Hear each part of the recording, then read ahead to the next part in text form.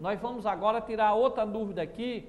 Na verdade, eu vou tentar juntar essas duas dúvidas, tá? Que é com relação a por que as linhas de transmissão em alta voltagem e também do efeito Joule. E nós vamos aproveitar e unir os dois exemplos. Nós vamos agora explicar essa parte da transmissão. E nós vamos aproveitar e explicar um pouco da corrente alternada. Nós preparamos um videozinho aí para vocês. Nós vamos passar esse vídeo e em seguida eu tiro essa dúvida porque a tensão que chega aqui em Natal é 500 mil volts, é 380 mil volts, a que vai para São Paulo é 1 milhão de volts e a gente só usa 220 volts. Vamos explicar isso para vocês e acompanhe esse videozinho. Em seguida nós voltaremos para explicar. No princípio, para ter eletricidade, certos senhores tinham inventado a pilha elétrica. Dentro de uma pilha, sob efeito da energia química, temos de um lado elétrons menos, do outro não, é o lado mais. Os elétrons se recombinam com os mais, passando no filamento de uma lâmpada, por exemplo. A corrente é contínua, porque os elétrons menos estão sempre do mesmo lado. Outros senhores tinham aperfeiçoado um outro método. Com fios bem isolados, eles faziam uma bobina e na frente divertiam-se em girar um ímã.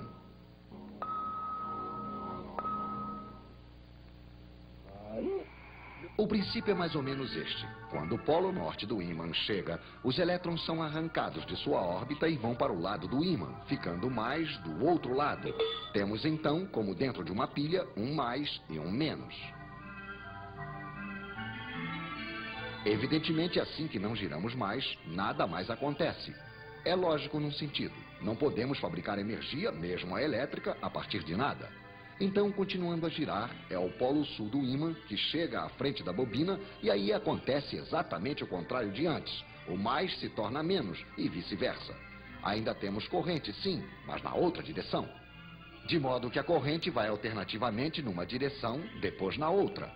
É o que chamamos de corrente alternada. Mas os outros diziam: eletricidade que muda de direção assim, sem parar, não é a verdadeira eletricidade. Evidentemente a lâmpada piscava, o ímã não girava muito rápido. Então, aproveitemos para tentar ver o que está acontecendo graças à nossa câmera especial e para fazer um pouco de teoria. Esta flecha representa a direção e a intensidade da corrente. Primeiro, a corrente é máxima em uma direção. Depois, decresce. Torna-se nula. Cresce na outra direção.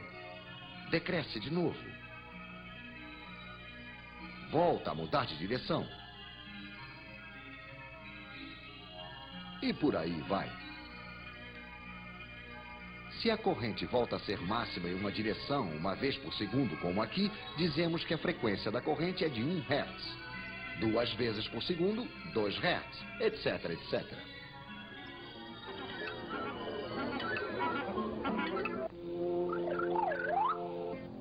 Há um outro modo mais divertido de ver as coisas.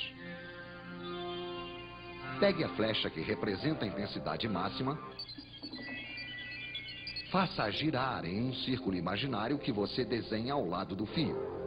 Pois bem, em qualquer momento, a intensidade real que passa dentro do fio é igual a isto. Quer dizer, a projeção ou a sombra da flecha giratória sobre o fio.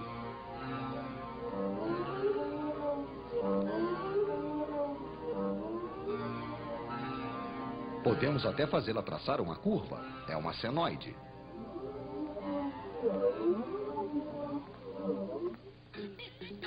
Mas voltemos aos nossos senhores. Eles aperfeiçoam o alternador. O ímã põe-se a girar mais rápido. A frequência da corrente aumenta. 4 Hz. Para 10, 12 Hz. Já quase não pisca. 50 Hz. Aí já não percebemos mais nada. 50 Hz é a frequência da corrente alternada que chega hoje na casa de vocês. A iluminação, o aquecimento funcionam bem. Os motores elétricos também. E hoje, um único alternador de central pode alimentar de eletricidade mais ou menos 1 milhão de lares. A ideia destes senhores, então, não era má. Você precisaria dizer também que a corrente alternada se transporta muito mais facilmente. Mas por que é preciso de uma tão alta tensão? Porque ela viaja em 3 fios e tem um nome de corrente alternada trifásica. Ok, vestibulando? Então, como vocês viram aí, para gerar eletricidade, o que é que eu tenho que ter? Um ímã em movimento em relação a um fio, a uma espira. Então, é assim que gera eletricidade. Tem que haver movimento relativo entre o ímã e o fio, como vocês viram aí. O ímã começou a girar ao redor do fio, surge a eletricidade. É o que ocorre lá em Paulo Afonso. A água passa, desce, depois a gente dá uma aula sobre isso, mas já tem aí várias no nosso blog. Mas a água passa, desce, gira uma palheta, a água só faz desviar do rio, desce uma altura, faz essa palheta girar, a água passa direto, consegue lá, se une ao rio de novo, e essa palheta girando lá, ela está ligada lá a um ímã, o ímã gira ao redor de um fio e gera eletricidade. Ou o fio gira ao redor do ímã e gera eletricidade. Então é assim que chega a corrente elétrica. Você pegar em casa um fio e um ímã começar a girar, vai acender uma lâmpadazinha, ok? Agora, a pergunta foi, por que a tensão tem que ser elevada? Então olha aí, bem rapidinho aí na telinha. A potência é a tensão vezes a corrente. Então, se você tem uma cidade como Natal, ela tem vários edifícios, equipamento, casa, indústria que precisa de uma potência alta. Essa corrente que vem para Natal, né, através de um fio, de um poste, como vocês viram aí, tá? Ela vem a corrente e a tensão. O que é que acontece? Como a potência é alta, tem que sair da indústria uma potência alta, tá? Então, para a potência ser alta, você tem que ter alto a tensão ou a corrente. Ora, se a corrente for muito alta, o que é que a corrente faz no fio? Esquenta. Se esquentar o fio, a nossa energia elétrica vai ser transformada em calor. Então, nós vamos perder esse calor aí no fio, tá certo? Então, eu tenho duas soluções. Já que a potência é alta, e tem que chegar em Natal uma potência alta, ou eu tenho uma corrente alta ou a tensão alta. Se a corrente for alta, vai esquentar, eu vou perder minha energia elétrica vai ser transformada em energia calorífica, em calor, eu vou esquentar o ambiente, eu estou perdendo. Então a outra opção é o quê? É ter a voltagem alta, por isso que a voltagem é 500 mil volts, para dar uma corrente baixa e dessa forma esquentar menos o fio e tiver menos perda. Então o aluno que perguntou o que é efeito Joule, é exatamente isso, é a transformação de energia elétrica em energia térmica. Então se você tem aqui um fio e tem uma corrente alta, essa resistência, essa corrente vai transformar energia elétrica em energia térmica. É por isso